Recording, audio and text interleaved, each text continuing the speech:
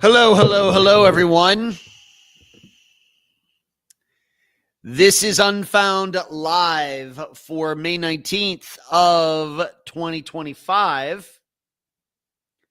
I hope everybody is doing well tonight. I, as usual, have a spectacular show planned for all of you, not just some of you, but all of you. I try to be inclusive like that. Before I'm done tonight, I will surely get through all of the topics that are in the headline for tonight's live show. America's Most Wanted. I want to go over the disappearances they featured last week. This week, this was just a 6 or 3 episode series that they were doing, so there was no episode tonight. I don't know if they're going to bring it back later. I don't know. But my comments tonight will be on last Monday's show that I DVR'd and watched yesterday and took some notes on those disappearances that they covered. So that's what it means by America's Most Wanted. I have more Zodiac thoughts, and the reason this is because a friend of the podcast, Julia Cowley, and her fellow hosts continue. This is like 4 episodes in a row where they have talked to this very knowledgeable guy about the Zodiac Killer. And, I've discussed that before. And in fact, going back to what was it, March, I made that list of the top 5 true crime stories that I've talked about on live show. Zodiac was one of them.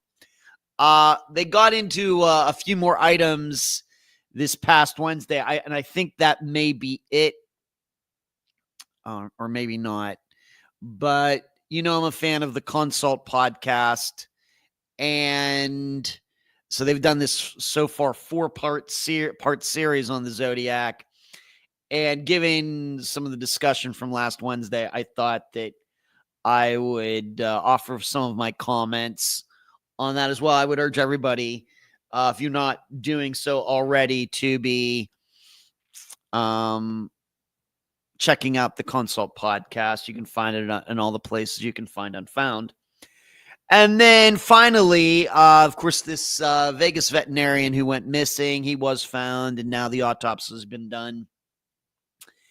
And you know how I try to look at news stories such as this. I've done this many times on the live show, and try to compare it to disappearances that have been featured on Unfound. Is it comparable? Is it not comparable? Somewhere in between. What can we learn from this particular case now that it's solved? And can we look at some of Unfound's own disappearances and say, well, that could be similar? So I'll be doing that with the Vegas vet story. This guy who was caught on video kicking a horse and then disappeared, and he was eventually found in the water out there at Lake Mead near Las Vegas. So those and some other topics. There's a disappearance that was over 50 years old that got solved here recently. I want to talk about that. And we'll see what else I'll run into before the night is over the next 2 hours. As you are watching tonight, please give this video a thumbs up. Please subscribe to this channel if you are new. Please consider contributing to this channel by going to patreon.com/Unfound Podcast. Sign up there, or you can hit the join button below if you're watching on YouTube. Or while this is going for the next 2 hours, you can hit the super chat button below. That's also a nice way if you want to show appreciation for what we do here. And so that's kind of setting up the most of the show. Of course, I have some other topics that I want to get into. As far as me and this past week, the good news is that I've been sleeping really well. In fact, last night was a really good sleep night. I went to bed just after midnight, and I fell asleep so fast that I will tell you, I don't know if I've admitted this before. I've never read the Harry Potter books, but I have seen the movies multiple times, all of them, and they seem to be on TV all the time. And it's one of those things where if it's on, for some reason, I just leave it on. I think they're very well done. I think they're interesting. Even though, like I said, I've seen them several times over, all of them, from the first one to the last one. How many are there? 8 or 9. It's the Sorcerer's Stone, and then Chamber of Secrets, Prisoner of Azkaban. What is it next? Is it the Goblet of Fire? Then, however they go, the Half-Blood Prince. I guess there's 8 of them, I guess. But just to show you how fast I fell asleep, at midnight last night, the Deathly Hallows Part 2 was starting at midnight. And I started that, and I fell asleep before Harry Potter, if you know these movies well enough. I fell asleep before Harry goes in to talk to the wand maker in that one room in that house. That is how fast I fell asleep. That's pretty fast. And then I slept till 8 something this morning. I still did end up taking a little snooze this afternoon for maybe 15 minutes or something, but it feels good that sleep is somewhat reliable now. That's nice. But yeah, the Harry Potter movies, even though I really don't read any fiction these days. And I, even back when those books were popular, those books became, I can remember a lot of my coworkers at Star Trek: The Experience reading them in between shows. I never did. I was reading other stuff. That's kind of my only connection to the literary world of Harry Potter.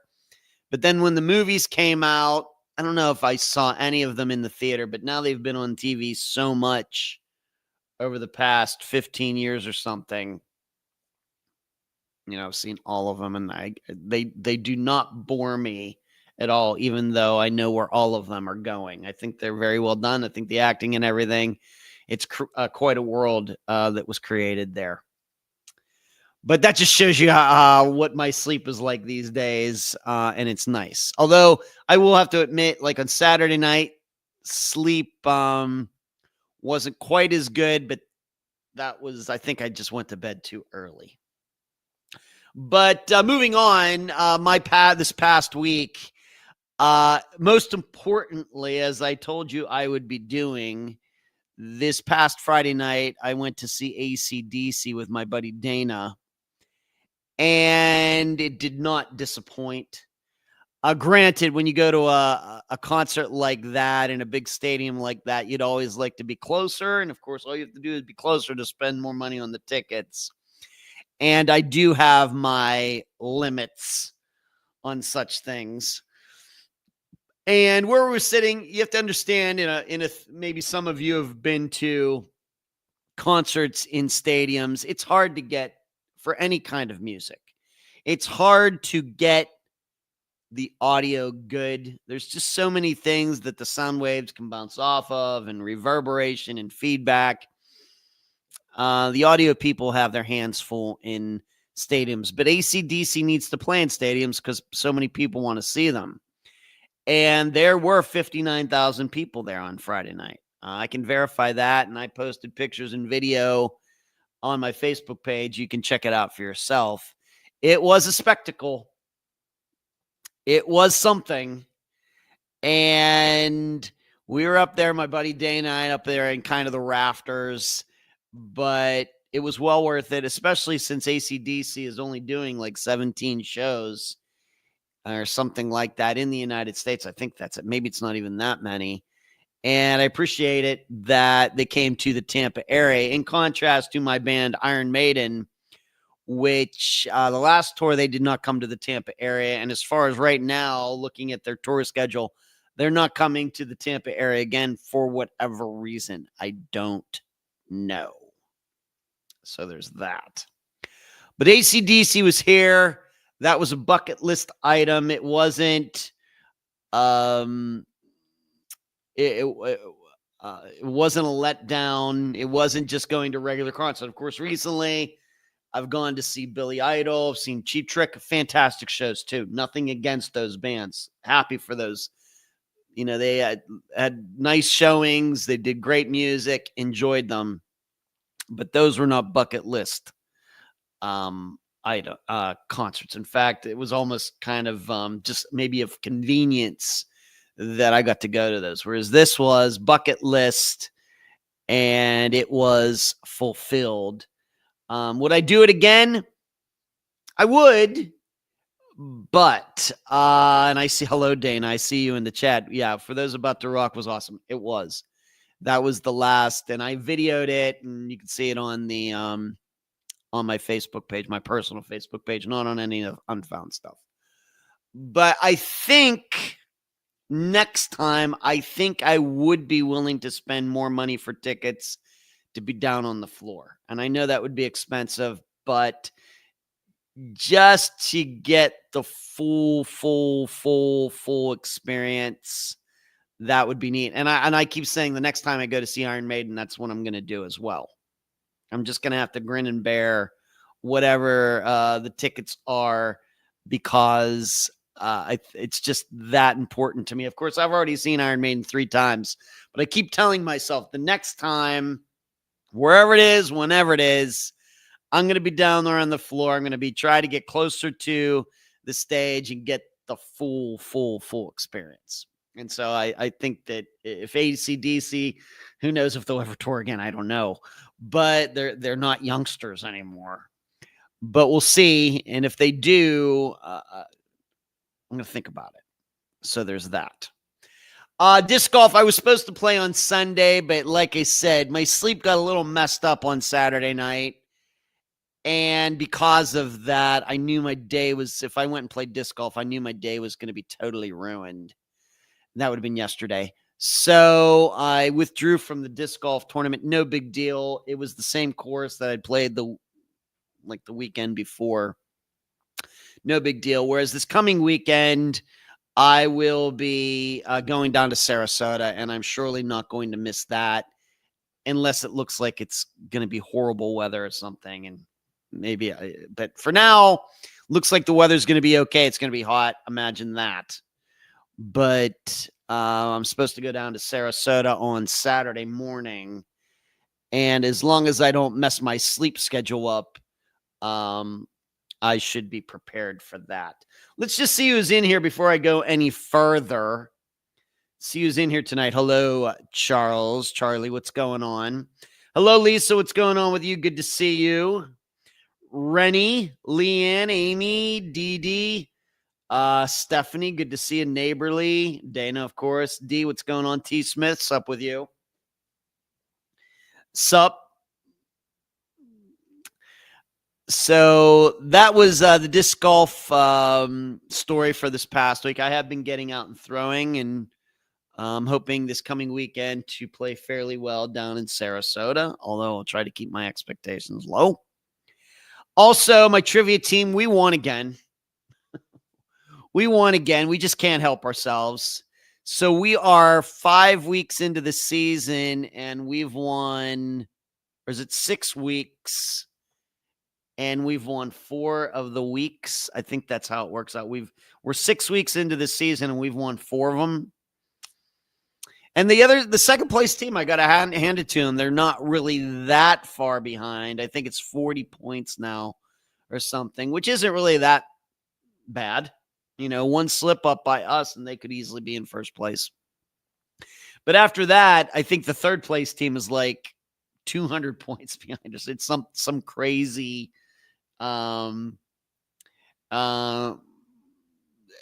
distance already. So trivia is going well. We won by just a couple points on Wednesday, and sometimes that's, of course, that's all it takes. And so trivia continues to go very well, and this season will end at the end of June. Now, whether I'll be around for the end of that, I don't know.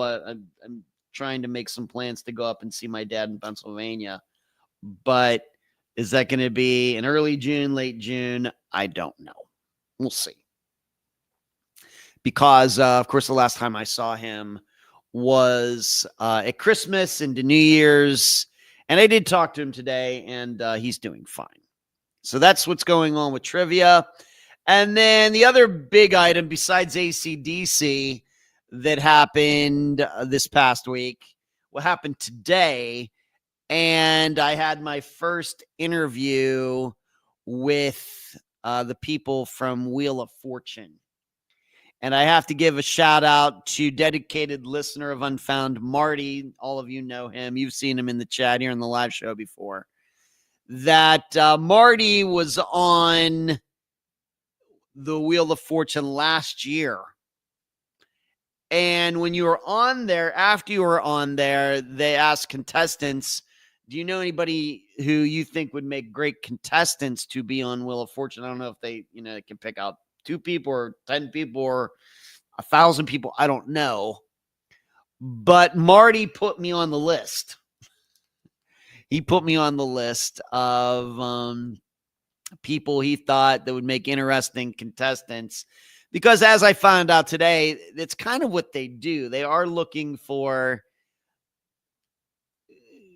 of course, they're looking for pleasurable people who are friendly and all that. But I think they're also looking for maybe some unique individuals, people who are doing unique things going on in their lives. And I guess I qualify.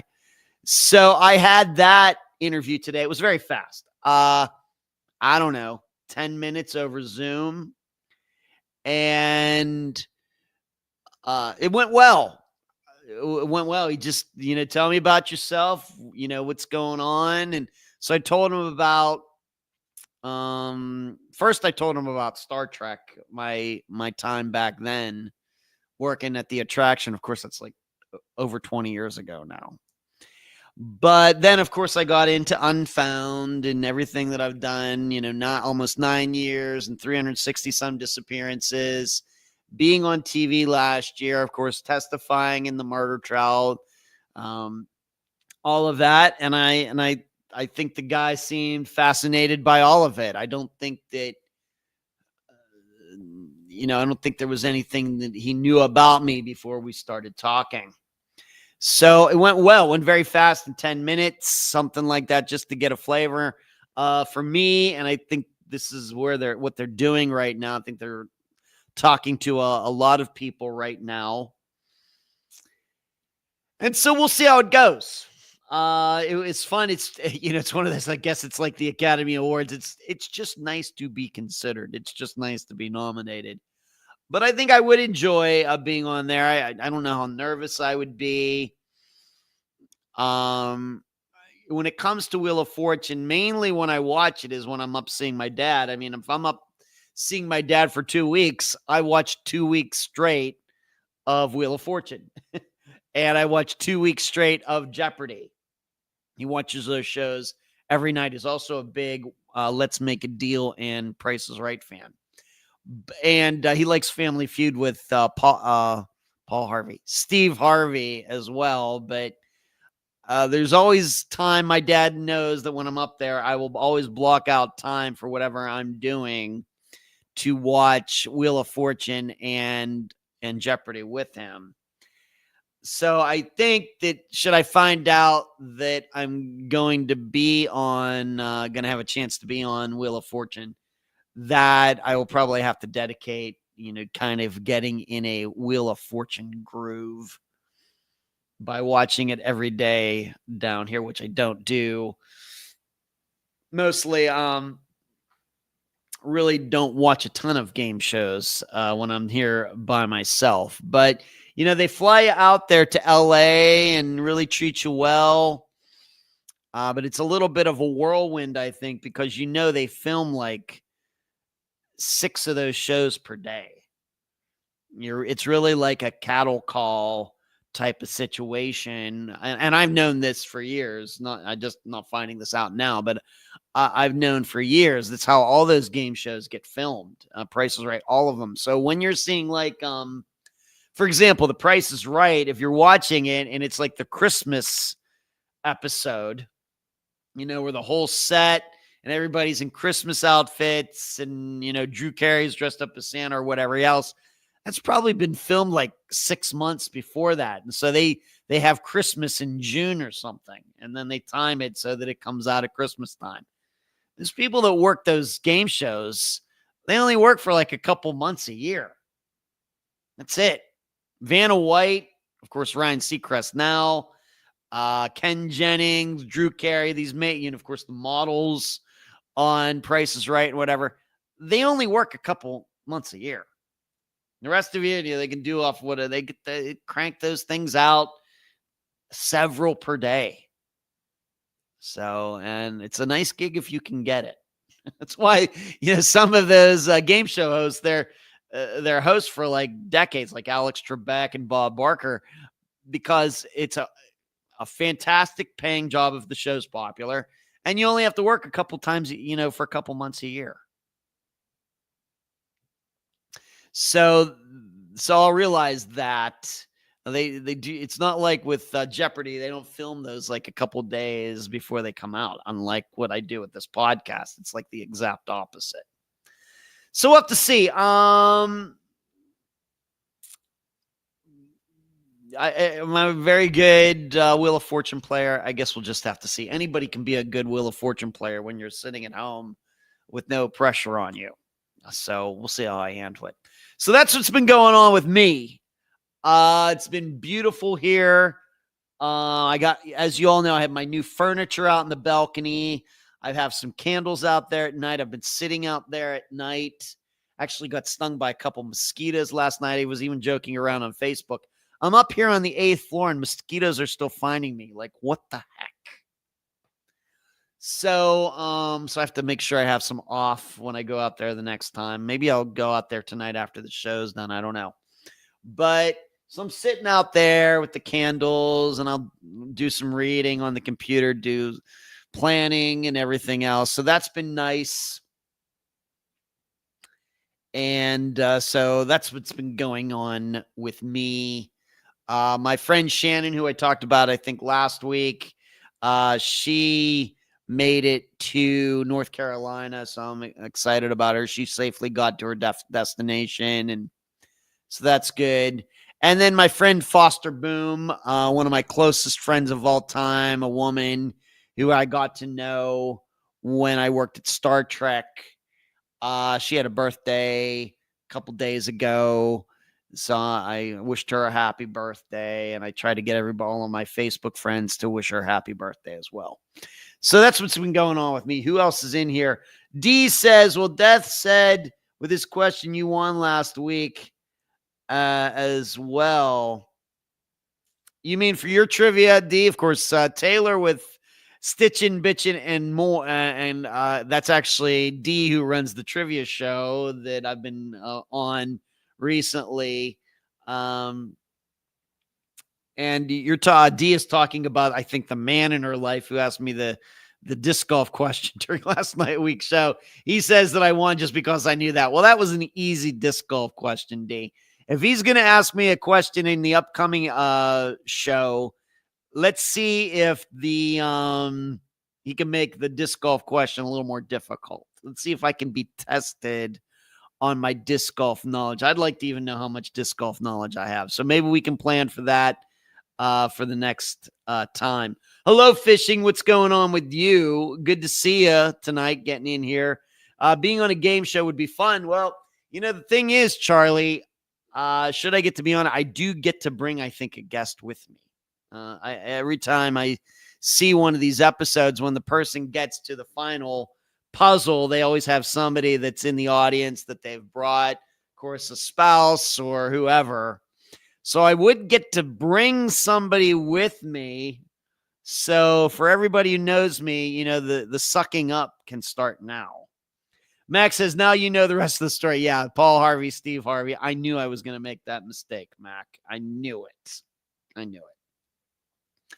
All right, let's get to the true crime part. The next hour and a half, 90 minutes of this show, and I will start here. Of course, this past Friday was the disappearance of Layla Santinello, and I once again want to thank Jason Blair. You might remember that I appeared on his podcast last year, right at the beginning of when I started my sleep problem. And to this day, I'm still amazed that in listening to that interview that ended up coming out maybe a month or 6 weeks later, how I was so tired during that interview. That was a Friday night that he interviewed me. I was so tired, and it's amazing to me that I actually do almost sound like myself in that interview and actually could make some coherent statements and everything. It never ceased to amaze me. Anyway, that was his show that I appeared on, his podcast. Well, he was the one who recommended Jennifer come to me to talk about Layla. And I thought she did a fantastic job. I apologize for my voice in that episode. That's what happens when you get a little adventurous with your voice. Certainly not as bad as it was back in August. But I felt it was bad enough that I had to make that statement before the interview started. Probably might have been an episode, given the disappearance itself, that maybe seemed a lot longer than maybe people would have predicted. Maybe if we're talking about some of Unfound's disappearances with a lot more facts and more twists and turns and everything, maybe 2.5 hours is not unusual. I think some people were really surprised by that. But the reason is that I really wanted to stress in this episode the path that Layla took.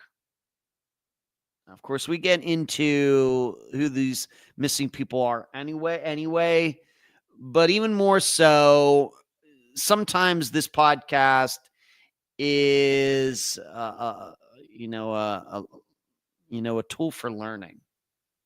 And for parents out there who have kids, let's just say kids, preteens and early teens, who I know you're out there. I know mainly, of course, 80% of the audience is women. I know you mothers are out there, and maybe there's something that can be done to make sure that women, girls don't go down the path that Layla did. And I think what it shows is that even if, guys too, even if they get to 16, 17, 18 years old without too many issues, does not mean that they're out of the woods yet regarding how they can mess up their lives and bad relationships and addictions and everything else, even though they're still living at home. So I really wanted to stress that. And that's why that episode was called It's a Mystery. I will continue to stick by that. I know that I'm not a parent, but my outside observation is that so many times it's a crapshoot. And I get into, of course, at patreon.com/unfound podcast, the blog that I write. I start off it this week by talking about my own life and, how I ended up being in this world and being given up for adoption. And as I stayed in there, my parents who raised me, I look back and say, it's kind of fortunate that I avoided a lot of problems because my parents never talked to me about anything. Great parents, no complaints at all, realistically. Now that I'm adult, I can be realistic about it and say, they were pretty good parents, but, they never talked to me about sex. They never talked to me about drugs. They never talked to me about alcohol, nothing, nothing, never even attempted to do that. And in addition to that, even though my parents had me in a lot of activities as a child, between, of course, playing the piano, playing sports and school and everything else, there were times when, when I was maybe 12, 13, 14 years old, I would be out of the house by myself for hours, and my parents would never know where I was. I'd be on my three-wheeler. I'd be on my dirt bike, riding all over Gilpin Township, where I grew up. They had no idea where I was at all. No, of course, this is before cell phones and everything. Is that good parenting? Is it bad parenting? It's, hard to tell. If the kid grows up and is a fine citizen, it's good parenting. If I would have grown up to be, Clearwater Beach's ne'er-do-well, then it was bad parenting. I guess that's, how it all works out. So I talk a little bit about that to start out the blog. Then eventually, of course, I get into Layla's disappearance. But in the poll that I did posted in the discussion group that I post just about every week when we do cover a disappearance, it was very simple. Is Layla in the vicinity of the AmeriCorps Hotel, or isn't she? Overwhelmingly, the answer was that yes, she is somewhere in the vicinity of the AmeriCorps. Of course, this was mean is she is deceased. So, this is just experience. There's no facts to believe that she's deceased. There are no facts to believe that she's alive. But I think that if you've been listening to Unfound for, let's just say at least a few years, then you get a very, this disappearance is very much like many that we've featured. And some of those have been solved. For example, like Crystal Morrison.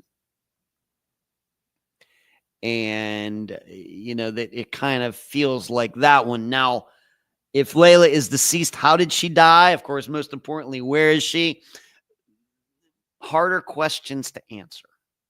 If we knew where she was, we could just go, of course, get her right now. Is there a chance she could be alive? I guess, but then we would have to start asking questions like, well, how has she avoided any run-ins with the law in the last 2 years with the problems that she has? It seems unlikely. Could she have gotten sex trafficked? Once again, seems unlikely, given the totality of the situation. Could she have been murdered? Sure. If somebody did see her by herself, if she was out in the Greenbelt by herself and guy saw her walk into the woods, yeah. But then we have to start thinking about, was this planned? Was this a crime of opportunity? And, my perception is also that it's easier to find when it comes to this kind of situation, it's easier to find murder victims who have been exposed by killers than it is to find people who walked off and died in the woods, and disappeared and died in the woods. Why that is, that's my perception. I don't know, but it's just something that comes to mind.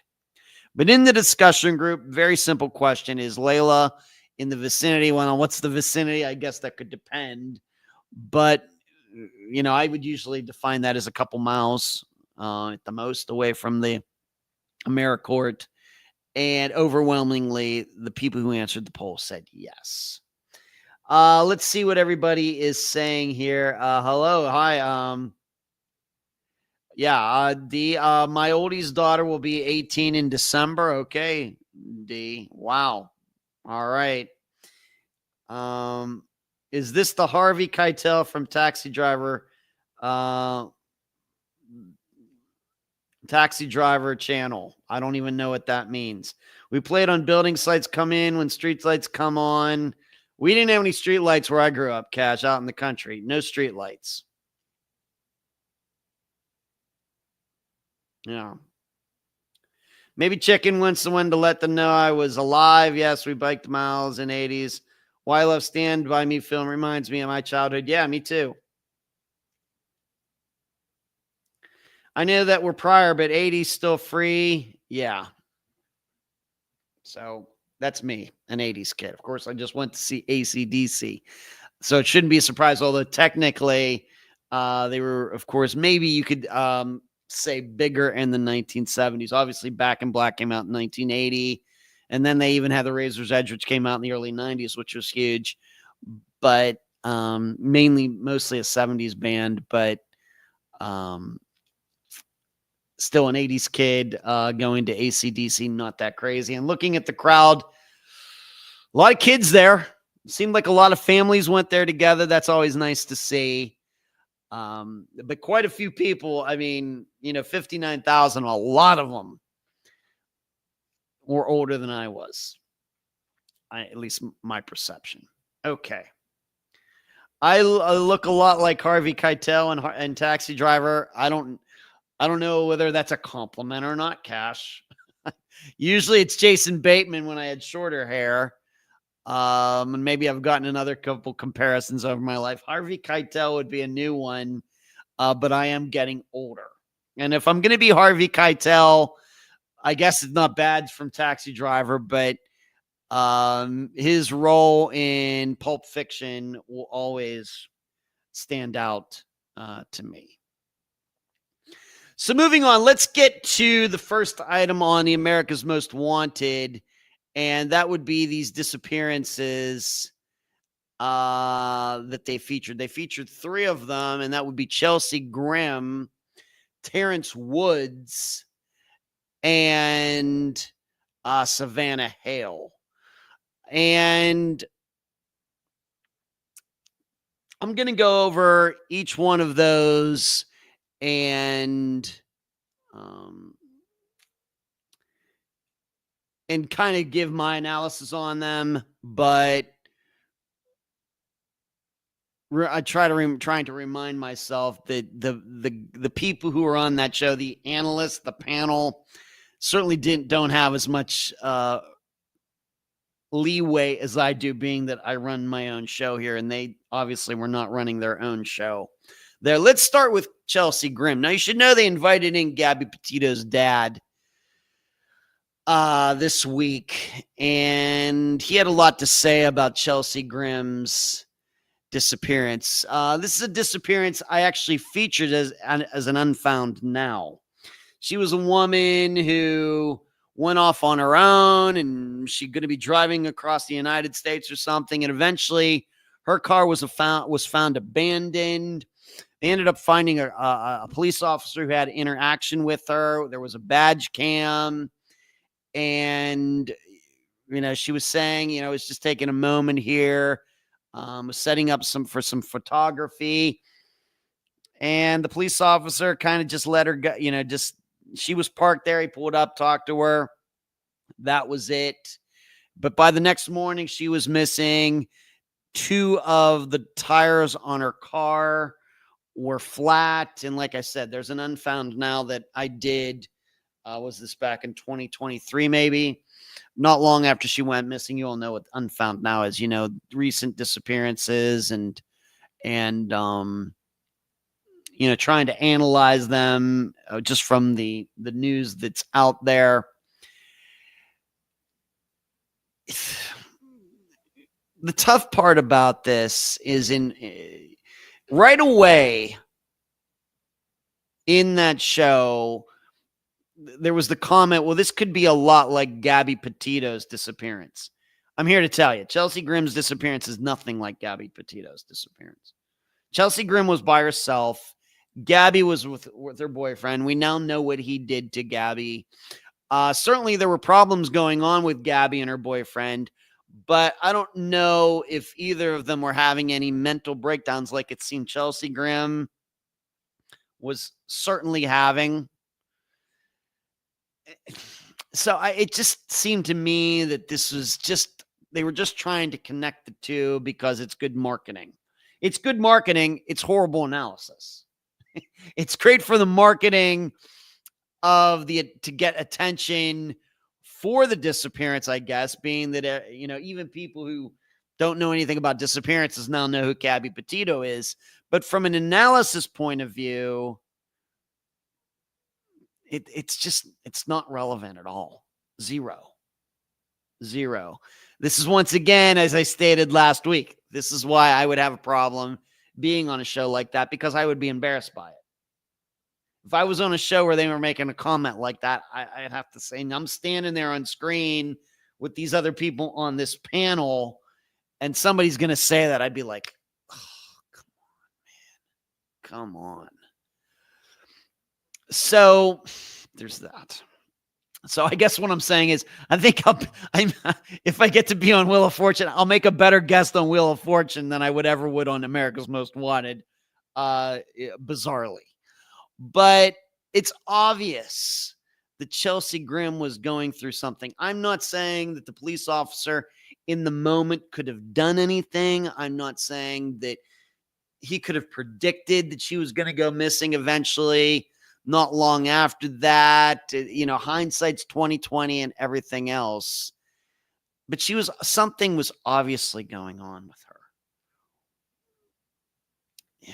They were putting out, because she had this sheet of paper and about reading the Bible and meditation, and they were throwing around the idea that she joined a cult. She did not join a cult. A cult that just randomly comes across people out in the middle of nowhere, that kind of cult. Just throwing ideas around out there that, once again, this is why I could never do anything like that. As much as I think that would raise my profile, raise the podcast profile and everything, I think it would totally, within like an hour of being on a show, would totally undermine the credibility that I've tried to build over the last almost 9 years. She didn't join a cult. I hate to say it. I hate to be negative. This isn't being negative. This is just kind of knowing what I'm talking about. Something was going on with her. And it surely started before she ever started on this trip. Surely.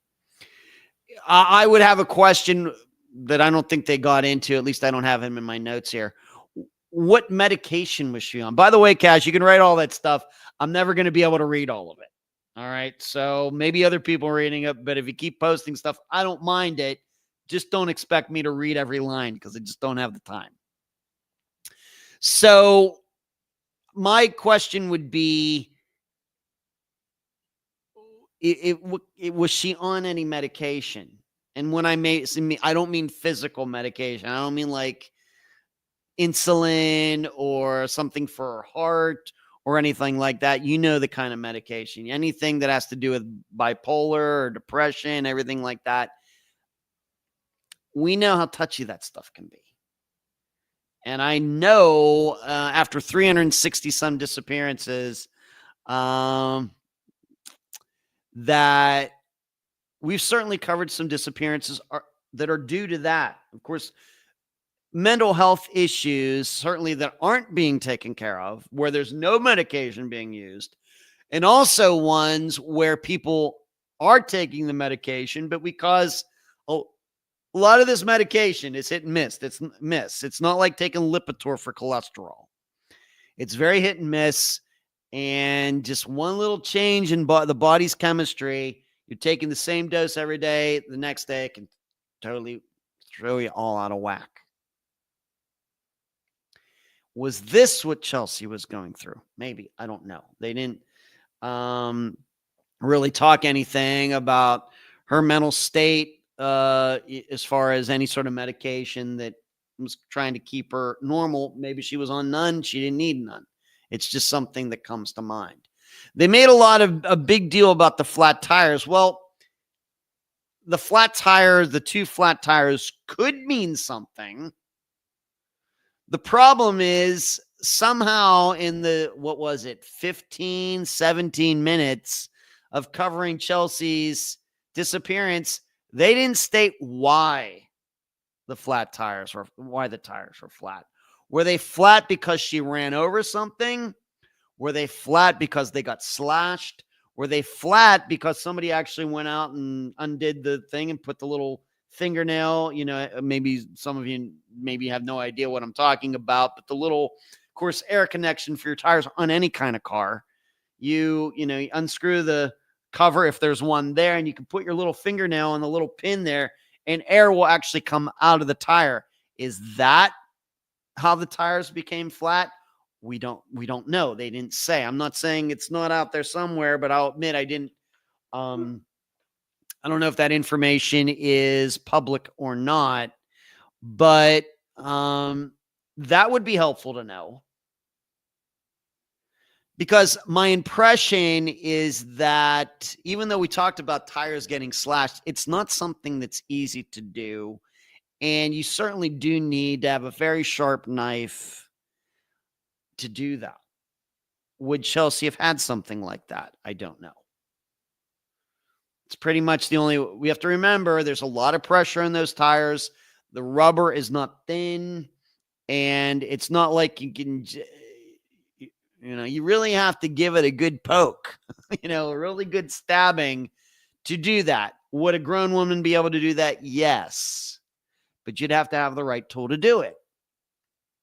So I'd want to know more about those tires. Now, if you're telling me, I really don't know. Even if I knew, then we have to go off into the branches of what seems most probable. She could have run over something. It seems possible. Maybe at some point she ran over a, barbed wire fence. Barbed wire would certainly poke holes in a fence. That could have happened. I don't know. And I bring that up because they had video of her driving into somebody's yard and on this episode from last Monday. And there was actually video of her trying to, and the person I think holding the camera is probably done with a phone, is saying, "What are you doing? That's my yard. Where are you going? What are you doing?" That was Chelsea Grimm.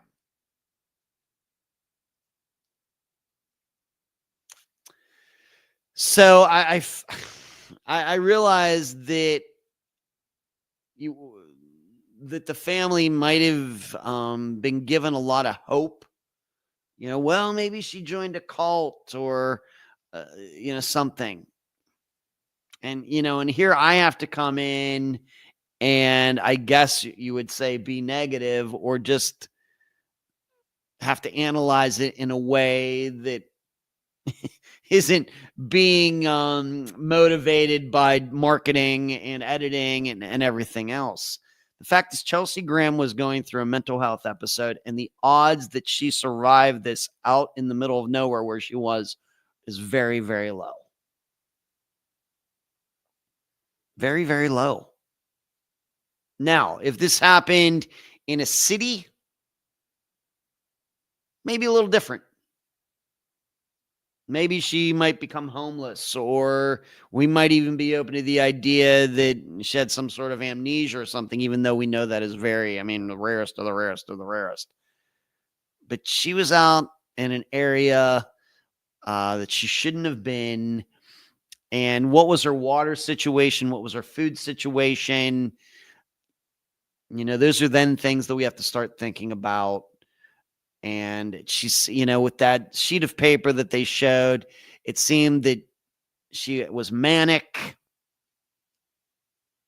So, Chelsea Grimm, there's no facts to say anything in particular, but this, if you covered disappearances and you read about them long enough, that we know how most of the time these disappearances go.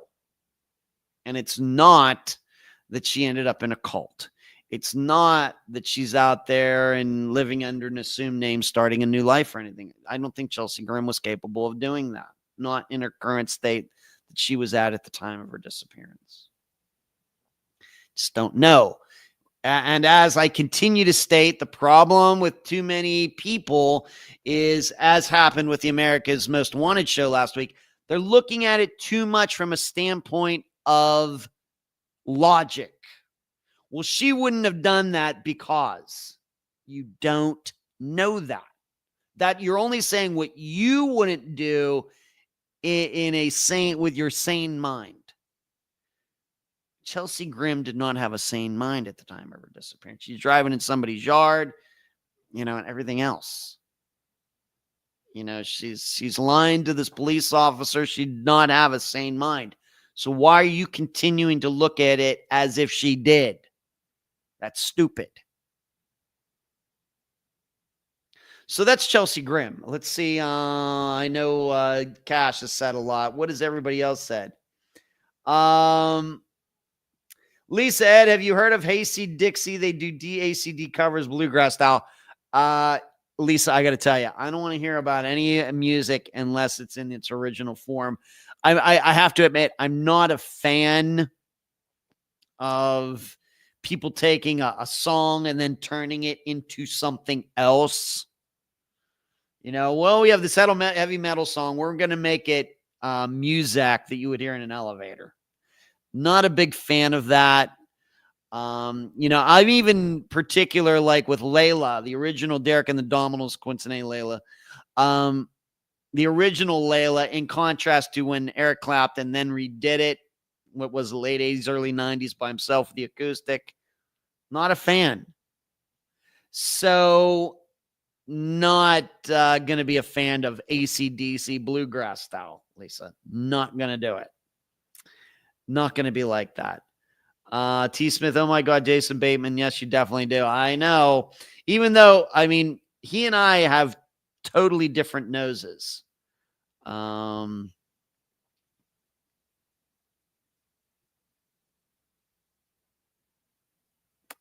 Hello, Fairy Magic. What's going on? Chelsea Grimm went missing in 2023, Cash. Fairy Magic, found out today I broke my ankle. I twisted my ankle in a pothole walking my dog. Well, that'll teach you to walk your dog, Fairy. Sorry to hear that. That sucks. Did you, I have to ask, did you not see the pothole? I mean, how did that all transpire? If you can put it in the chat, Fairy, that seems like a fairly unusual way to twist an ankle in a pothole. The original Layla is so much better, Stephanie says. I agree. DD asked me if I ever met Jason Bateman. No, I've never met Jason Bateman. I don't think I've ever even had the opportunity to meet him. I have met some famous people in my life, but he is not one of them. DD, have you ever met Jason Bateman? I hear you sometimes. Yeah, Lisa, I remember you are the bluegrass lover, right? Sorry to hear that. But Bob Marley's I Shot the Sheriff, the Superior. No, I don't know. I don't. All right, moving on. So the next disappearance they looked at was Terrence Woods. Now, he is the young man who was working on with a production crew, if you'll remember, and he just decided to run off. This is very much like what's David Robinson's. Is that Jason Robinson? David Robinson, the young man who went missing in Arizona. He was working out at some well or something, and he just drove off. This from a couple weeks ago. I talked about it with his Jeep. It's kind of the same thing. Terrence Woods working on this production crew on some sort of TV show or something. And he just dropped everything and ran off. And in the episode, they had a couple people who were on the production and actually saw him run off. I thought that was good on their part to get firsthand accounts. And they were doing something. Yeah, Rockford, Daniel Robinson. Thank you. And hello, Rockford, by the way. Good to see you tonight. But, you know, they even said, well, you know, he like went over this cliff and they were like, what did this kid just do? So they ran to the edge, and there he was way down there, like running off out into the woods out in the middle of nowhere. And I think this is another situation, kind of like Daniel Robinson's, where too many people are just seeing what they want to see. With Daniel Robinson, you know, they're creating this, well, look at the computer in the Jeep. They're looking for reasons for foul playing, and they're just not there. And this is also just like Chelsea Grimm's, that it's obvious. And you know how much this drives me nuts, that when we try to put other reasons for people's disappearances, other than the reason that is right in front of our faces, this allows the reason that is right in front of our faces to continue. We all know this. Now, why this is, this isn't a psychology show. Although we do get into psychology on the podcast and everything, I'm not a doctorate of psychology I'm not a psychiatrist or anything like that. But you can see the studies out there. Now, why this is, pick some reasons. But we have a growing mental health crisis. Maybe it's totally manufactured by the pharmaceutical companies just getting people to buy their drugs. Could be totally open to that. You want to make that argument? Being what they did with opioids in the 1990s, that sounds possible to me. Like it or not, though, that's what these studies say. We have people missing because of mental health issues. But instead, with both Chelsea Grim and Terrence Woods, they get on TV and they try to find all these other reasons that they went missing. All it does is then continues the mental health crisis. If we could fix the problem, we wouldn't have people missing. It's like somebody who comes in, has cancer, and all the doctor wants to do is treat the person for diabetes or something else.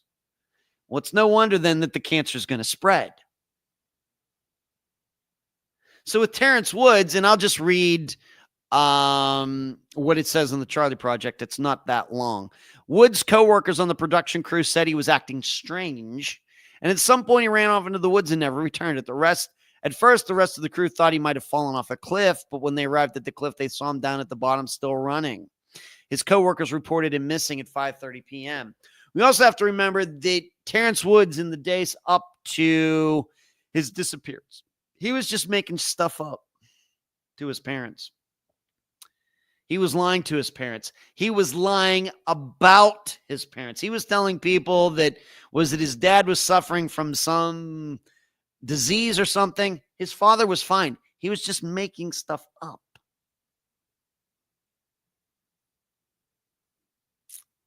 He lost his mind. Why? I don't know.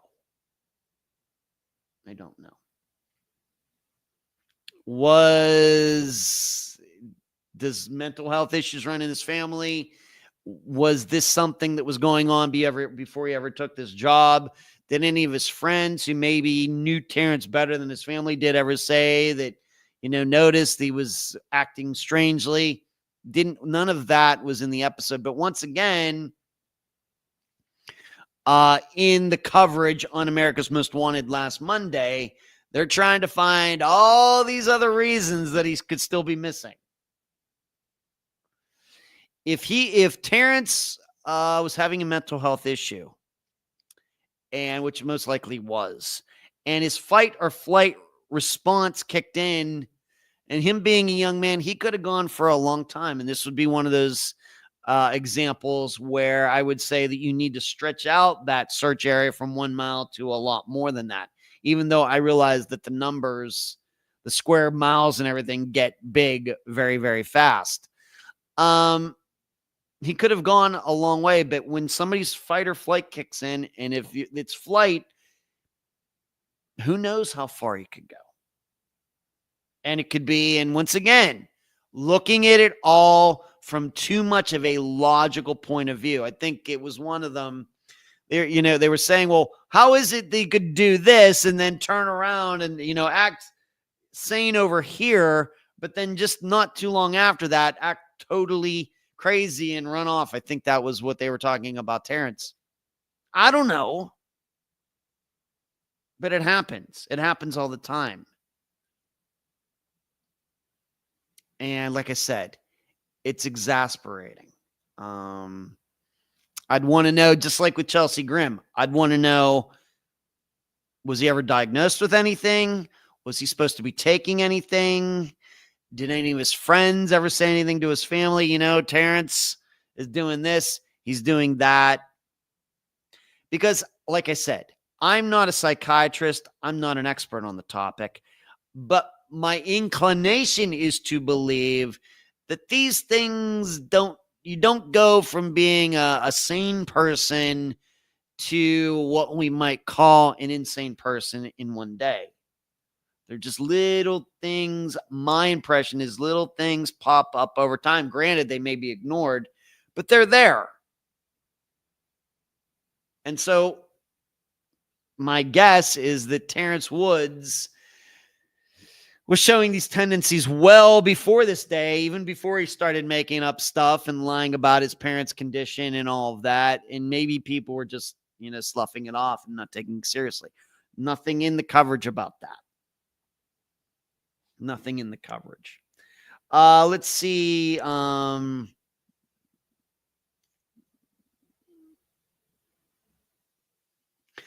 says, I've not bet Jason. Okay, DD, just checking. When you asked me that, I kind of got the feeling like, is she going somewhere with this question? That would have been cool if you had. You could tell us all about it, D.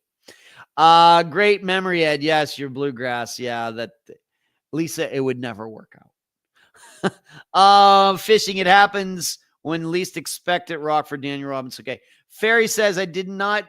My dog was pulling me because there were construction trucks and workers, and I stepped right in. It didn't hurt very much. So I'm surprised it was broken. Well, I'm glad it's not hurting it too much, Ferry, but that can be a real. Yeah, that can, of course, the ankle, fairly complex joint. And yeah, that I'm sorry to hear that. That's a real, bad thing. Maybe you could sue this construction company. Maybe we can, you can get a couple million out of them or something, Ferry. I'm sorry. I really am. I'm sorry to hear that. I got to tell you, if I broke my ankle, I don't know what, I mean, I have health insurance. That's not what I mean by it, but I don't know what I would do. I don't know how I would have that. Cash says, I had a seizure for first time in 25 years 2 months ago. I was luckily able to realize I was going to and find my missus. Imagine if as many times I was out next to water. Yeah, can happen. Mental stuff. Yeah. Lighting, how are you tonight? Good to see you, Rockford. Next thing you know, drunken misfortune near bodies of water will be attributed to a band of serial killers. Yeah, imagine that, Rockford. Yeah, imagine that. Yeah, and in Rockford, you've been around long enough to know, for me to hear me say it. When we attribute drunk teenagers to being murdered by a roving band of smiley face people, what then continues? The problem we have about young people drinking. And that's the real problem. The smiley face killers don't exist. The drinking problem does exist. How about we fix it? What do you say? It's disgusting. It really, Rockford, thank you for bringing that up. The whole attitude toward this is disgusting. Don't want to look at no, we don't want to do this. We want to do that because, man, that makes great TV. Hate it. Lisa, boo, you're breaking my heart. You're not the first, Lisa, and you probably will not be the last. So there you go. Yeah, bluegrass music. The funny thing is, Lisa, though, is we had I guess you could say, a bluegrass question at trivia last week, and it had to do with the movie Deliverance. The dueling banjos in that movie, which I hear it, and that's what I hear, bluegrass. Maybe there's some more technical term for it. But in my world, that classifies as bluegrass music, so maybe that can make you feel better. So Terrence Woods, as with Chelsea Grimm, anybody who's watching, watch that America's Most Wanted, if their families are watching or find out about the podcast or whatever else, I'm not here to bring you down. I'm not here to be negative. I'm not here to be a know-it-all, even though I think I know a lot. I don't want to be negative, but your two children, Terrence and Chelsea, my belief is they're deceased. I, of course, hope they're alive. But I think the probabilities are very, very high they're deceased. They're out there.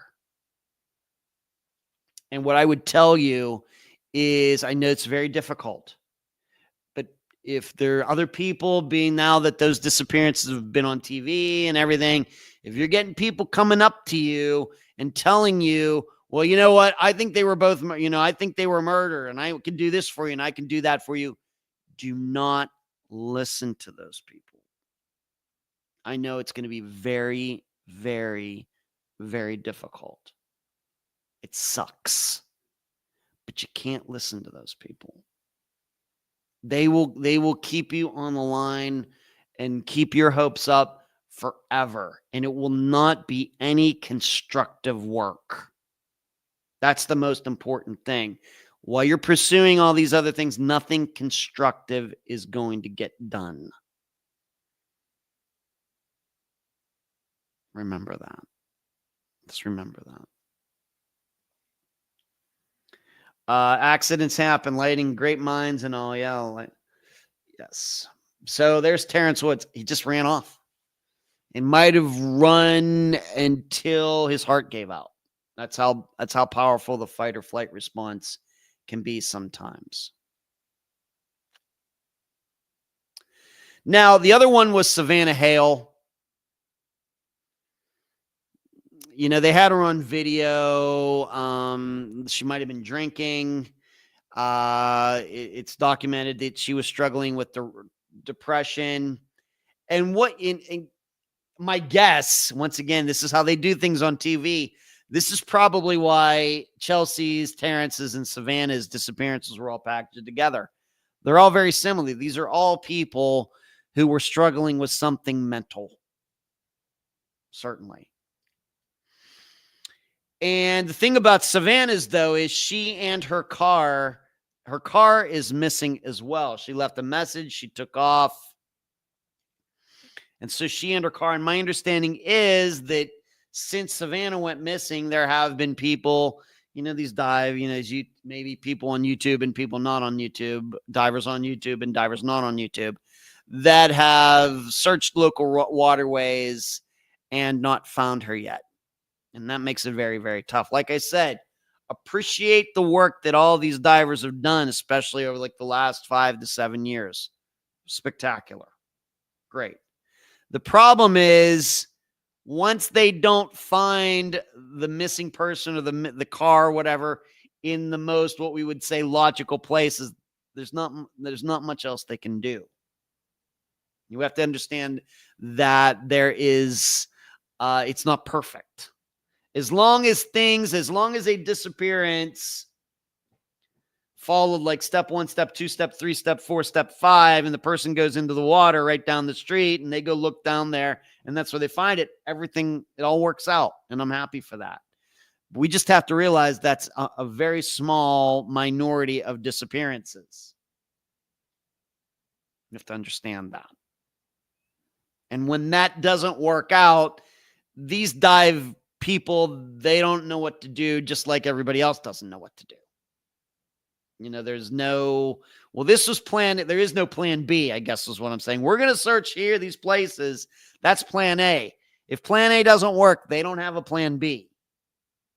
Just have to understand it. And then they move along. So with Savannah, she and her car are surely in a body of water somewhere. Now, where that is, I don't know. This is certainly not like Esther Westenbarger, whose car was found in a pond right down the street from her house. Of course, it took like almost 10 years to figure that out. I still insist, if I were smarter back when we covered her disappearance, I would have looked at that map and said, you know what? That pond looks pretty interesting. Hindsight 2020. Savannah's disappearance, my guess, is not like that. The problem we have is that the same problem we have with Chelsea Grimm and Terrence Woods, that probably Savannah was capable of driving anywhere. We have to remember that a lot of these other car disappearances, people in the cars, most of them don't have anything to do with like a suicide or mental health issues.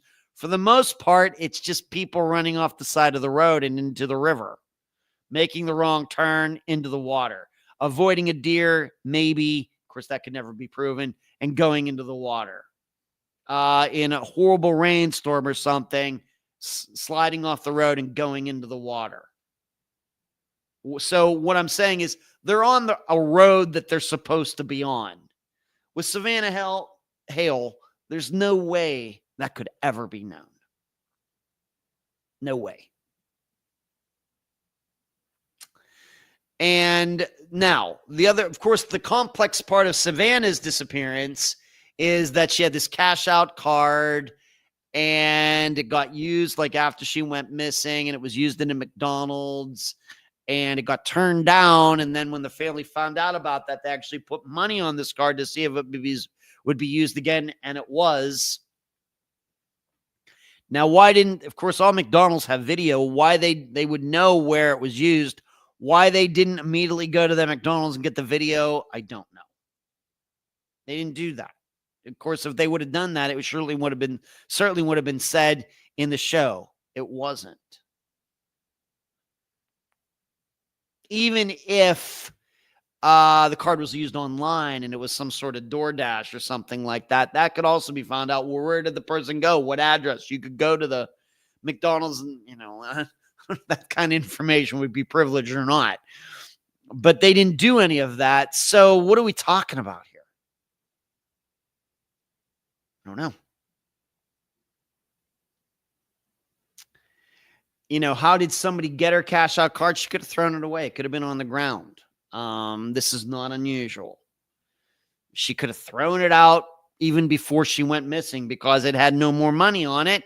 Somebody going through finds it takes a chance. Maybe there's 50 cents. I mean, we've all had like these, I get gift certificates like for my birthday for Olive Garden or something. Rarely do we use it the whole way down to it's zero. Maybe, of course, we might use the whole thing. But sometimes we're left with like 75 cents on it. We're like, well, what can we do with this? And you throw it out. Somebody could come along, pick it up. Oh, it has 75 cents left. This is how homeless people are. It would be interesting but they didn't even say where this McDonald's was or anything. So I'm guessing the information's out there somewhere. It just wasn't on that show, at least not in my notes. But, with cars, as they correctly did state, cars are a lot harder to hide than people are. And, we know that from the stats that Unfound uses, car disappearances are, rare, less than 5%.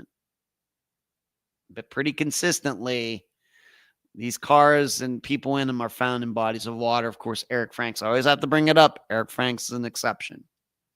So overall, in all three, we see a bunch of people, experts, Payne, Lindsay, and the rest of them, who surely know these are all mental health cases. They surely know that.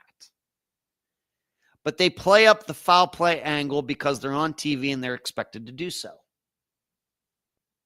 And they do it for the money because of, and they know how this is going to go, but they choose to go on these shows anyway. And it's disgusting. It's just disgusting. Why I couldn't do it. So, and like I said, all this does is allow mental health problems to continue. And so instead of the entire hour with 3 missing people who are obviously having bipolar issues, mental health issues, depression issues,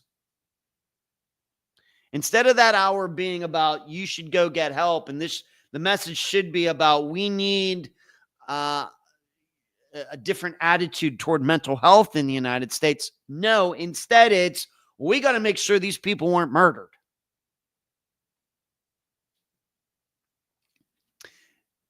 Trying to prove whether these people were murdered or not is not going to keep mental health people with mental health issues from going missing.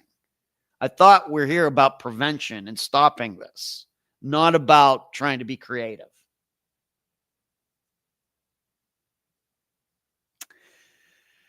So, and just to show you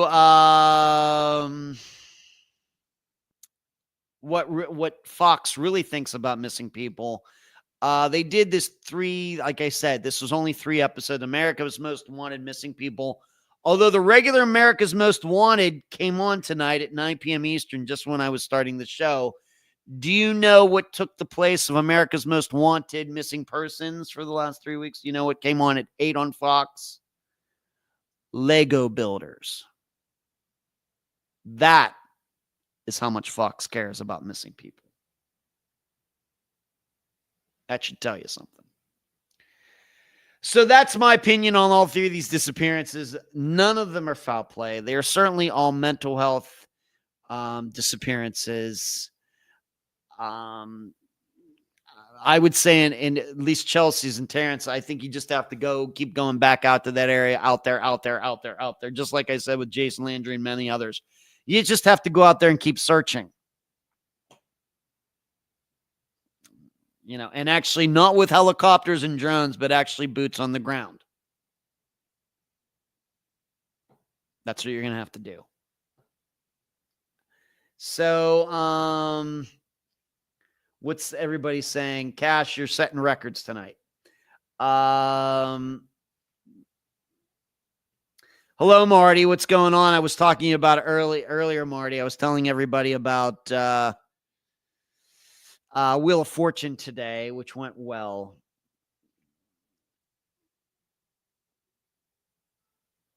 Lighting says, I sent a challenging case to D for you, Ed. I think that D passed it along to me, Lighting. So, hey, I love to be challenged.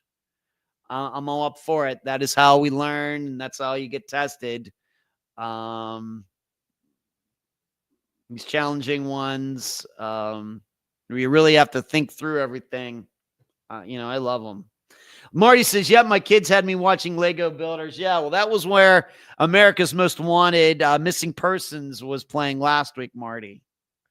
Now it's Lego Builders this week. Rockford, the Terrence Woods case may help our understanding of cases like Christopher Sanders. Yeah. Christopher Sanders, very good example. To all of you, he was at Monahans, Texas, and seemingly just walked off, left his truck door open, left the alarm blaring on it, just walked up, started walking down the street, never to be seen again. Now, of course, there are people who don't believe that story, but I do believe it. I believed it back when it was featured, like 6 years ago now. Right. We got to get a handle on this. If we do not get a handle on why these people with mental health issues go missing and we keep just wanting to default to foul play, they're just going to continue to happen. Fantastic. Thank you, Marty. Yeah, Cash, you're a bit hyper. You got to chill out a little bit. Lighting, I'm stumped on the case. It's a hard one. D, if you're still in here, you will have to, don't post it necessarily here in the chat, but you can send me a message telling me what Lighting is talking about. Stephanie, I know you spoke about Snead and Phillip, on a live once, but have you ruled out covering that case in an episode?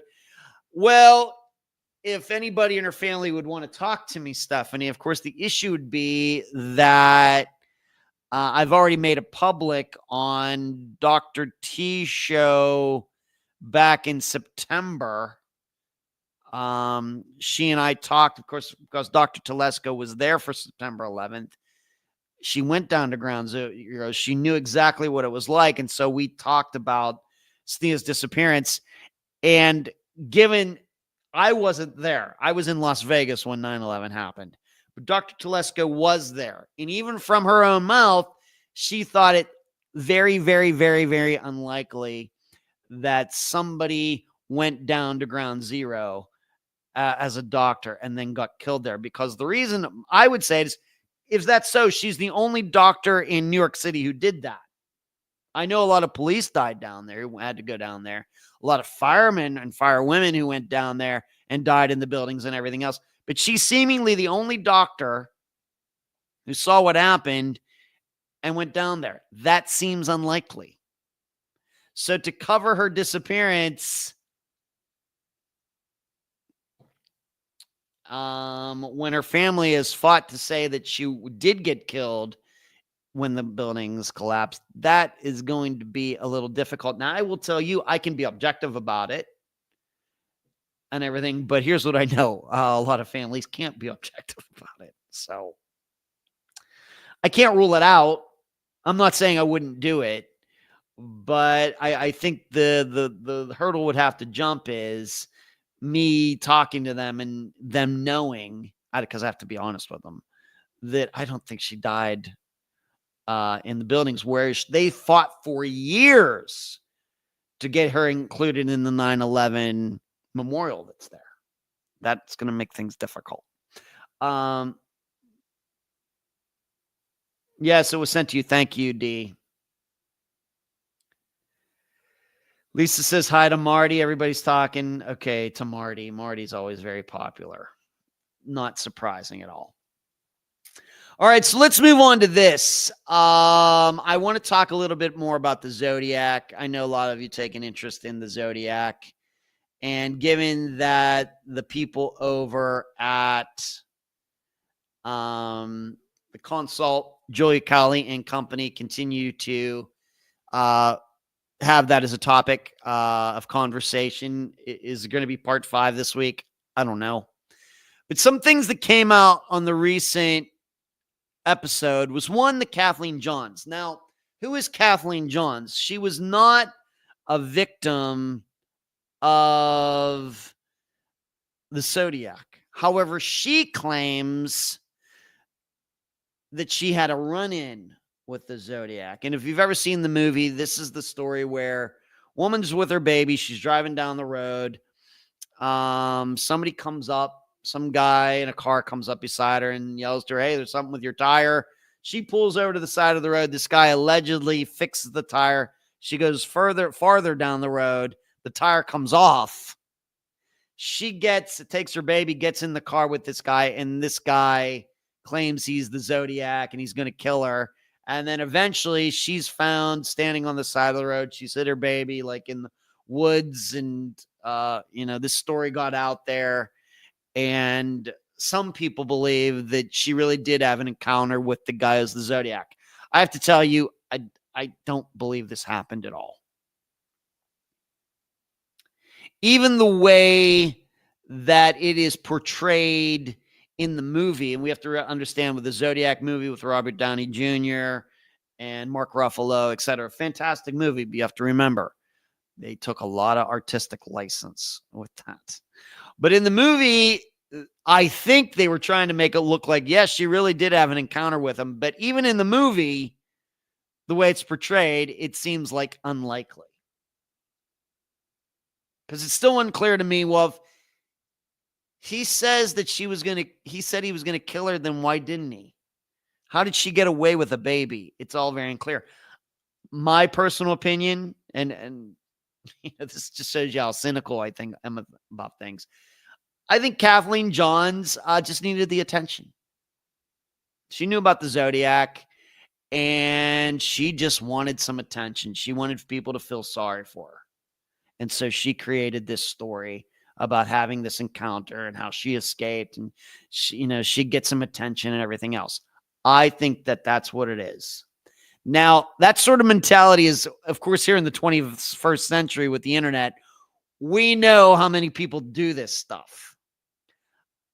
I'm not sure how obvious it was in the late 60s and the 70s that people generate stories like this to get attention. We certainly know about it now. And and you should know, I sent an email to Julia Cali about this. I told her, there are a couple things that I just don't believe this Kathleen Johns story at all. It just reeks of desperation and attention and everything else. Stephanie says, in New York City, I don't think she died in the buildings either. Okay. Thank you, Stephanie. Zodiac is dead. Could be.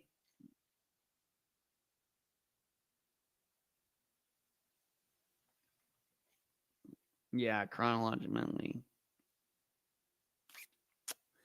Yes, she was 8 months pregnant and had the newborn, but claims to jump out of the car and run to safety. Yeah, I know. GS and SD. Yeah, I know. Yeah. That's why I'm doubtful. GS, thank you for bringing that up. So that's that topic. And the other topic is this. And this was you might find this interesting. If you know the Zodiac, you know that he made quite a few of what we might call pop culture references. The Most Dangerous Game, and some other things that brought up that he seemed to know TV and seemed to know movies. And here's something that is interesting. There was a Charlie Chan movie, and this would have been back at the time when, let's just say, of course, in 21st century terms, it would have been culturally, it's called culturally inappropriate, but they had like what we would call Caucasians playing Asians. But there were a bunch of Charlie Chan movies back at the time, 30s and 40s, where he's this detective and he's trying to solve these different mysteries and everything. And there was one that was called Charlie Chan and Treasure Island or something like that. And there is a character in that movie called Dr. Zodiac. I think the bad guy, I think, in this movie was called Dr. Zodiac. Now, what is interesting about that? What's interesting about that is that movie takes place in San Francisco. And so there is a belief, of course, there's been all these different ideas where did Zodiac get the name? Was it from the wristwatch with the little target, the circle and the cross and everything put together? Was it somewhere else? Was it from the actual Zodiac? Of course, the 12, Leo, Sagittarius, all that. What are the odds that a guy would call himself the Zodiac? And some decades before that, there was a bad guy in a movie that takes place in San Francisco, of course, where Zodiac did end up killing Paul Stein. What are the odds that would be?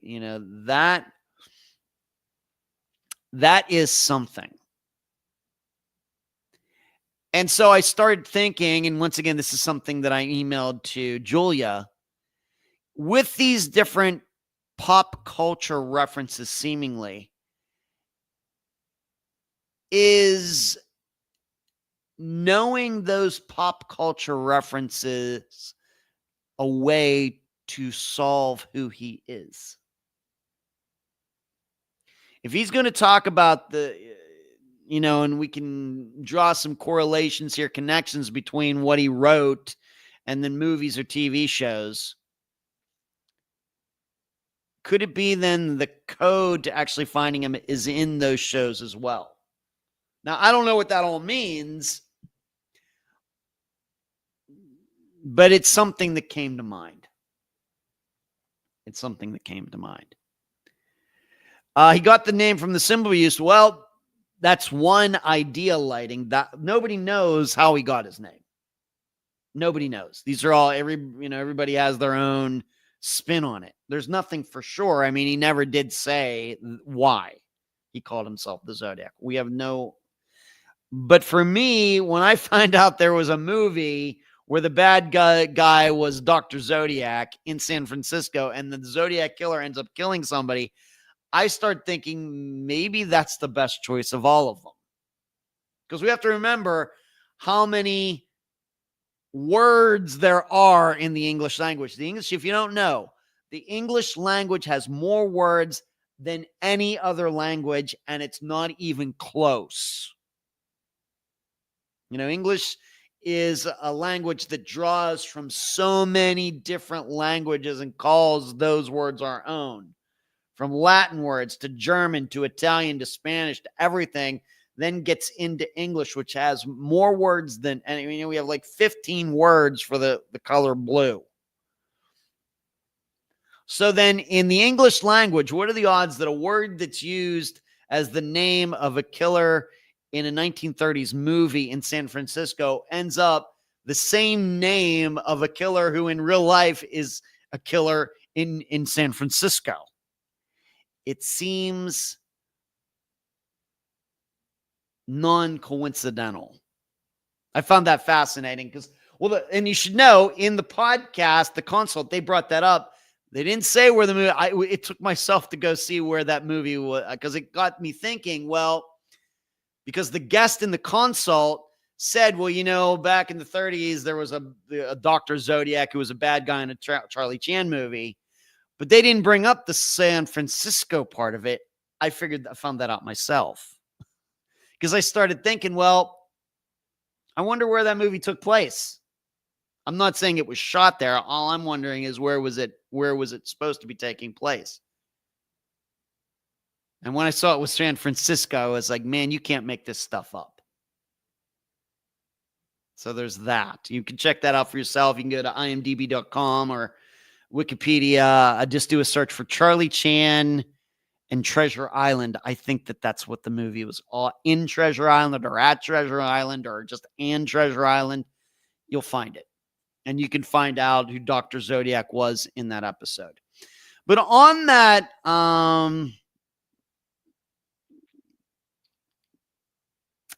topic of pop culture references, what I also find interesting, you have to remember going back to that time, Zodiac loved the attention.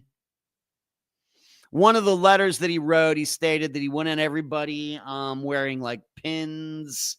Of course, that was a big thing back then. With the Zodiac or something like that. He really wanted to get front page attention and everything else. But it's weird to me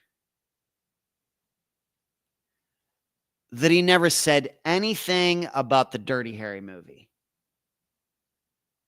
After all this and mentioning The Most Dangerous Game and obviously knowing what's going on out there. And the first Dirty Harry movie has a killer known as Scorpio, who, guess what, was sending messages to the police, although they were not encrypted or anything. They were code. They were just written out, but still. That movie was made because of the Zodiac Killer. And not to ruin it for everybody, but Dirty Harry does track down Scorpio at the end. It's portrayed by a fantastic actor. Coincidentally, I think his name is Daniel Robinson, right, Rockford? I think. Andy Robinson is that actor's name. He ended up playing Garrick in Deep Space Nine. Fantastic actor. Fantastic. He played the bad guy, but not once after that movie came out did the Zodiac ever say anything about that movie. Really strange. And he would surely have known that movie was based on him. And in fact, in the Zodiac movie, I don't know if this ever really happened, but Mark Ruffalo, who plays Dave Toschi, who was the San Francisco investigator trying to figure out who the Zodiac was, he goes to see the movie with his wife and Robert Graysmith, who ends up writing the Zodiac book. They have an encounter there. I don't know if that ever has, probably artistic license. But it was, of course, Dirty Harry, very popular movie. Surely anybody in the San Francisco area who saw that movie knew that it had to do with police trying to track down the Zodiac Killer in real life. Zodiac never said one word about it. It's just so interesting to me. Very interesting.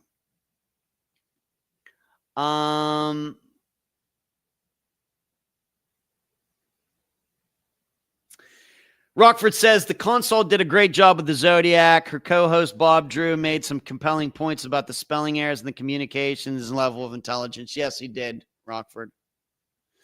In fact, and this is nothing against Julia, but when they all get together and they do all their analyzing, I find myself agreeing with Bob the most. If I were on that podcast, I certainly would sound like Bob.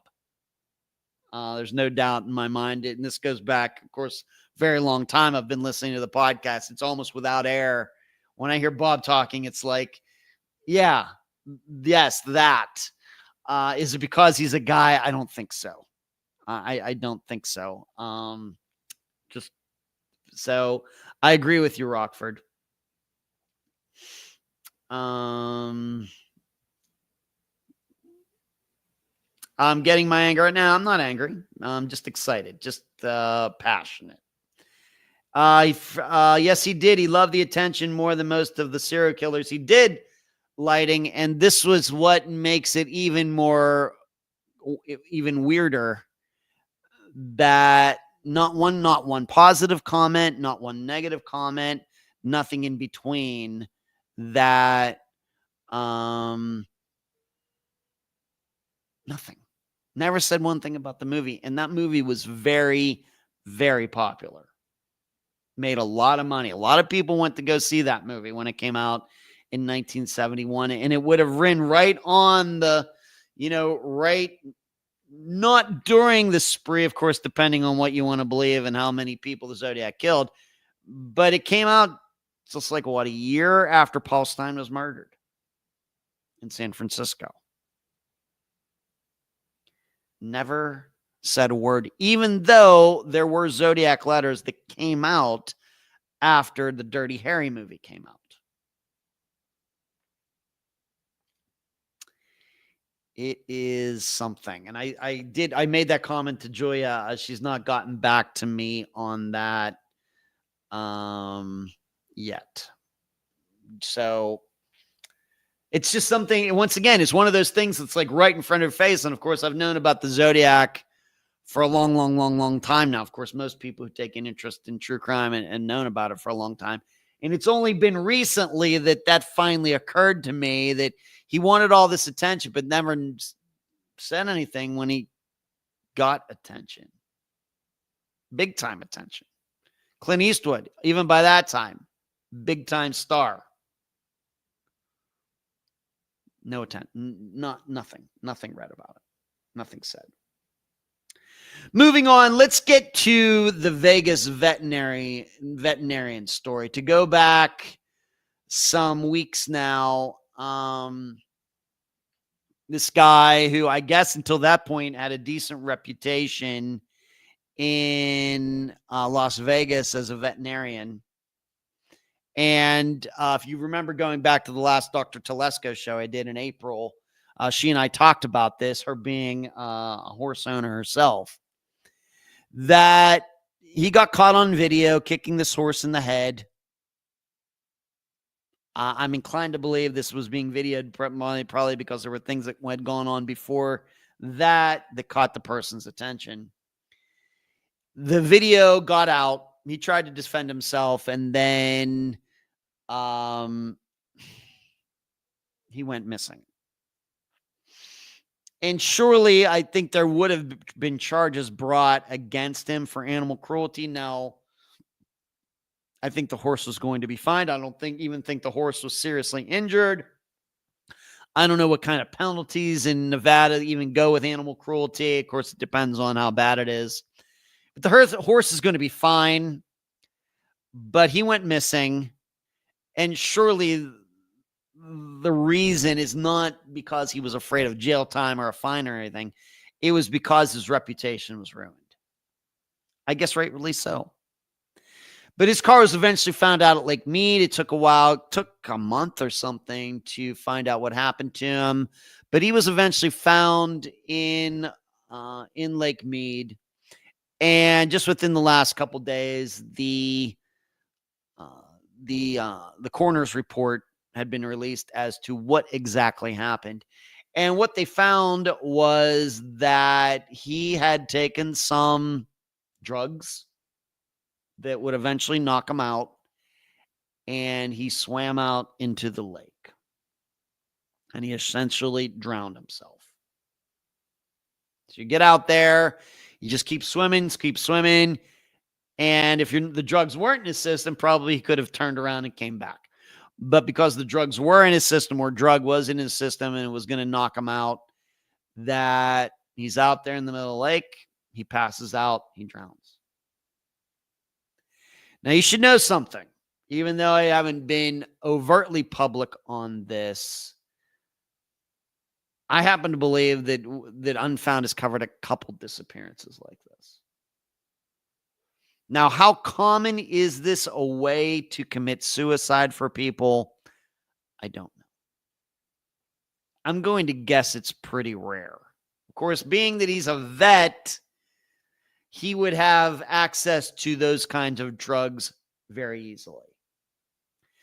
But for the common person, they may not have access to, even if it's sleep medication, everything. But you have to understand a lot of the sleep medication that's at least over the counter, as I've discovered and read about, given my issues from some months ago, a lot of these sleep medications can be overcome. They're not perfect. They're not perfect. Even a lot of the prescription stuff that you take it, if you don't fall asleep from it within 15 minutes, probably you're not going to fall asleep. On the other hand, for the common person, should you take a bunch of what would otherwise be harmless medication, like, I don't know, aspirin or Advil or something like that, if you really put a bunch in and you swim out into a body of water, probably that's going to cause you to pass out too, even though it's not technically sleep medication. And there are two disappearances that come to my mind on this. One would be J.R. Mullihan. In fact, this is what I've thought from the beginning, that he left his house in Virginia, he was having health issues. He drove down to the shore there in North Carolina, and he was familiar with, he had been a surfer and everything. He just went out into the water and never came back, took some sort of drug that was eventually going to knock him out, went out into the water and drowned out there and just got taken out into the ocean. Now, more controversially than his, because I think her family has been much more vocal on what they think happened, would be Tiffany Daniels. Her family, her parents, who appeared on Unfound going way back now, been very vocal. They believe it's foul play. They believe that somebody staged their vehicle out there. Whereas I will tell you, I continue to believe that she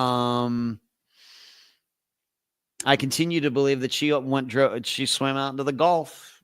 Same kind of thing. There's things that families can ignore that I can't. And one of those issues with Tiffany continues to believe, I would not say that her life was going very smoothly. You have to remember the electricity, did it get shut off, or it was about to be shut off? She couldn't pay her bills and all these things. And it just so happens within all of this, some guy murders her. It seems unlikely.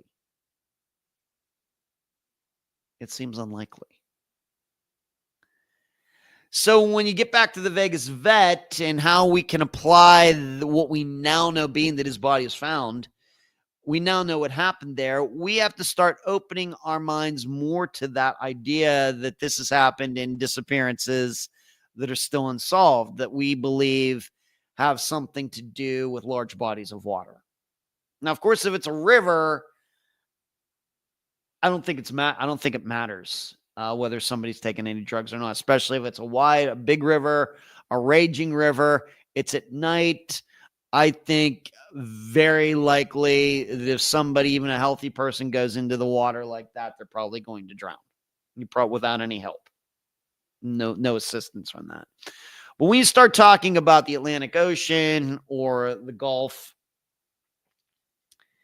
although they have currents, the currents aren't like a river.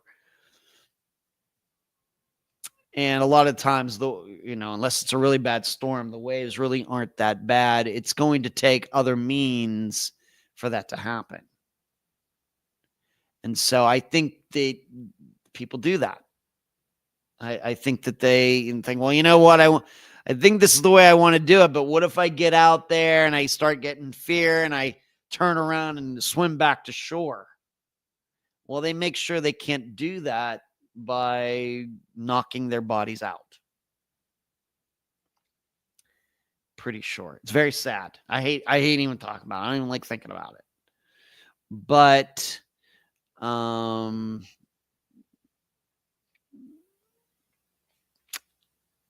something that I think we all need to remember, as we continue to compare and contrast disappearances. I think that's what we're going to have to do. So that's the Vegas vet. Took drugs, drowned, and Tiffany Daniels, you beat me to Mullahan. Yeah. Well, I guess that's my job, to beat others to these references, Rockford, I guess. I guess so. But all right, so moving on, the Vegas vet. Very sad what happened to him. Did he need to commit suicide? He was obviously distraught. His reputation was ruined. I don't know. I don't know. People are gonna, lose, and if, I would say that suicide under those circumstances is pretty drastic.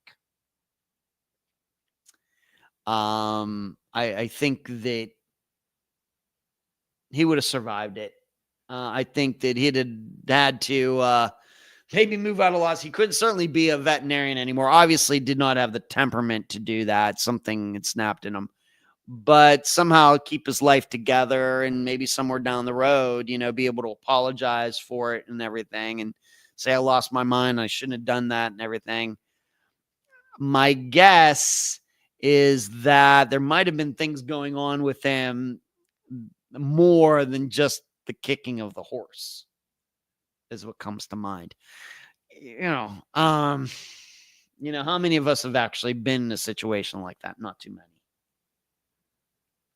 Where we get, exposed for something like that, especially when it comes to, for example, look at all of the famous men who have been caught on video beating women. None of them committed suicide, and a lot of them over the years have, put together their reputations again and have apologized and everything else. This is why I'm inclined to believe regarding this veterinarian that maybe there was more going on with him than just that. Marty says, yeah, that guy had a lot going on in his head. I think the horse incident sent him over. Yeah, it could have been the last straw.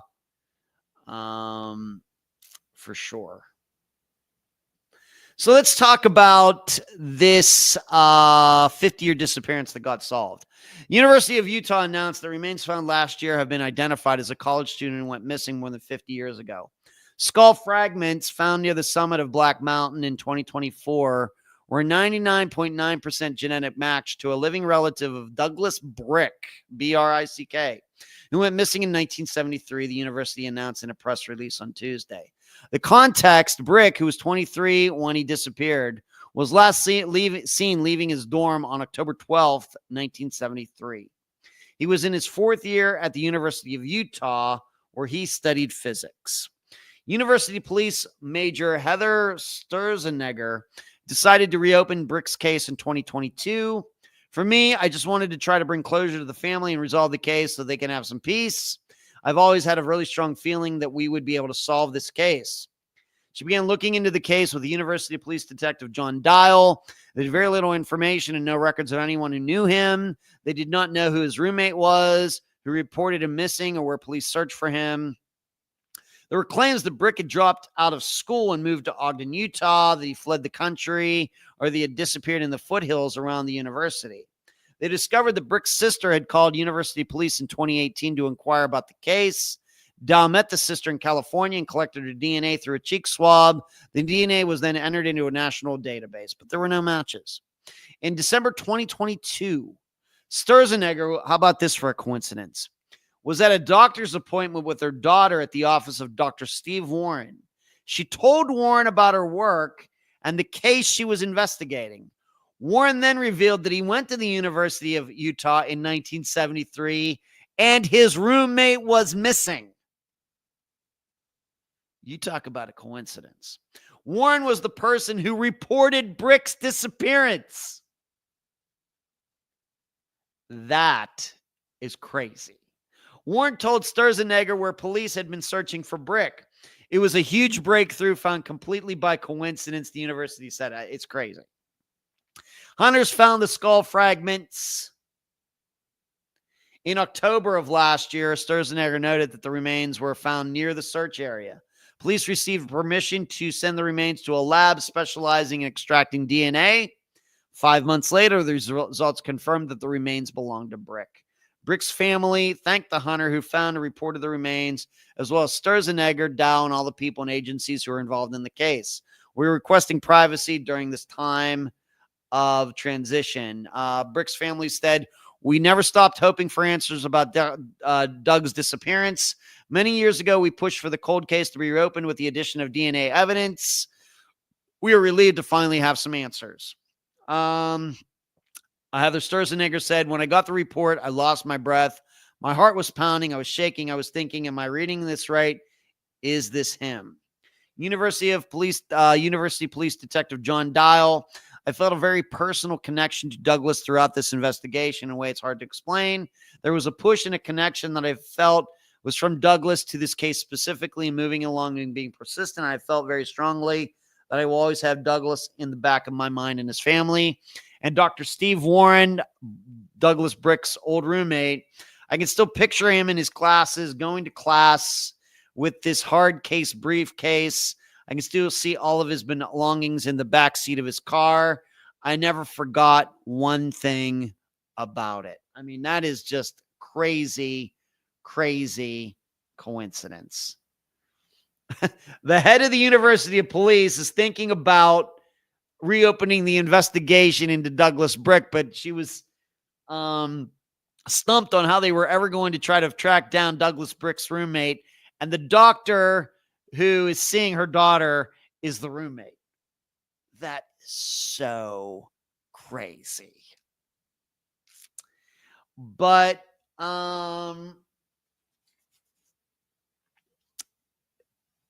this is one of those examples, though. If people are willing to put in the work, things can get done. Keep in mind, yes, the DNA, but they did a search and he was found in 2023. Let me see here. No, skull fragments found near the summit of Black Mountain in 2024. And this was one of they did think that he had gone missing in the area around the university. They were right. That's where they found him. It's just one of those things. If you keep working at it and you don't give up on it and don't get discouraged and don't fall for the rumors and everything, something good can get done. And when people don't forget and police are willing to maybe admit that maybe things weren't done completely correctly the first time around, and they're willing to take a look at it again and start from step number one again, good things can be done. But it's rare. It's rare. I give all the credit in the world. And, I'm glad that they didn't say, well, that area was already searched before. No use searching again. They went and searched it again 50 years later. But it is amazing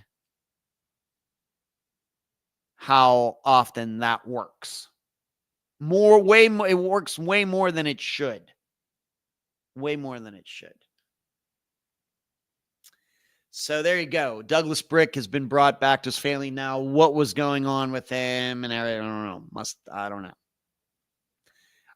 It doesn't sound to me like this was some sort of accident. Maybe if someone were to be able to track down Dr. Steve Warren, and ask him, well, what was going on with Douglas at the time? He might be able to say something. Was Douglas stressed about his work? Was he not doing well in school? Was he depressed? Did he have ongoing mental health issues? No. On the other hand, it could have been some hiking accident. Gets up into those hills and trips, hits his head, and that's that. Just there's nothing in any of the information saying as to what they think could have happened to him. I didn't read anything. For example, I didn't read anything about, well, he ran off with a gun. Nothing like that. So he died up there. It's still unclear how. What else? I want to remind everybody, being that she at least was in the chat at one time, want to remind you that I'll be doing trivia again this Thursday with D, otherwise known as Taylor, in the group tonight, in the chat tonight. We're going to give that. I like doing that, although I don't get a lot of the questions right. I love hearing about these cases, many of which I've never heard of, and we can do a little discussion on them. That can't hurt, I don't think. And in addition, I haven't brought this up for a while, but, I continue to put this study together, a study of all of Unfound's disappearances. I cannot thank the woman enough who has been working on it to this point, but I think she's ready to hand this off to somebody else. And I really think that person's going to be me. So she's been working on it. She started at the beginning, doing an analysis of each of Unfound's disappearances. I think she got to the end of 2021.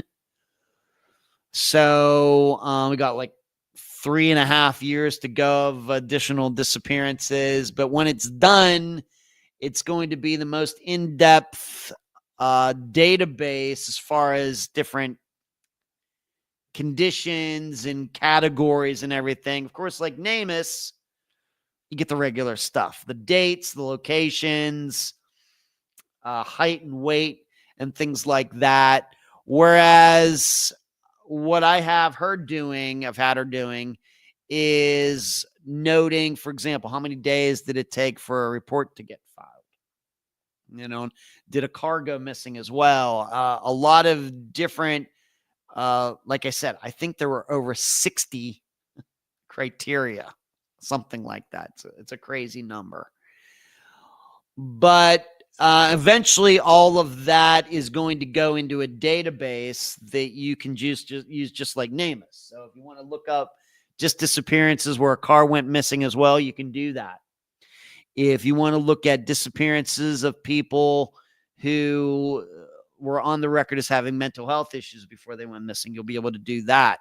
You'll be ones where they addicts or not, on and on and on.